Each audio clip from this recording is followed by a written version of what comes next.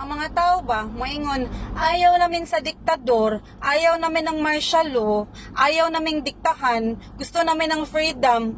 Pero katong babae nga, nangaway sa BBM supporter nga gajogging ra in town sa UP, namugos. Niingon na bakit mo iboboto si BBM?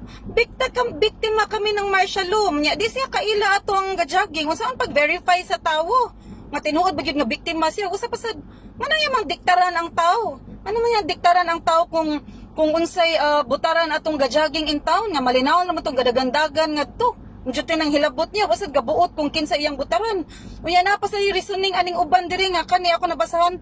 If your choice, your right can cause danger to my life in the future and our country, then you are not privileged to have that right.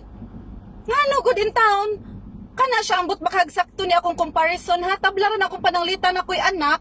Nya akong anak gusto mag-pilot. Unya ingnon ako akong anak nga dili ka pwede mag-pilot. Kay base niyo di makrash ang eroplano, di patay kag lahos. So, kuan na siya. Danger na siya sa imong future ug sa imong life. Nya na-threaten man ko. So, di na ko tagaag freedom akong anak nga mopili kung unsang kurso ang iyahang kuhaon. Ana.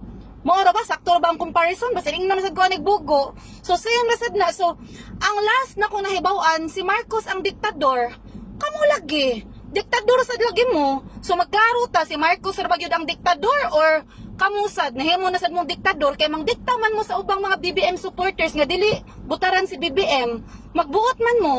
Last na kung na-inform ko kay si Marcos ang diktador, wa mo'y labot, nganong kamo lagi mangdiktar lang man giingon.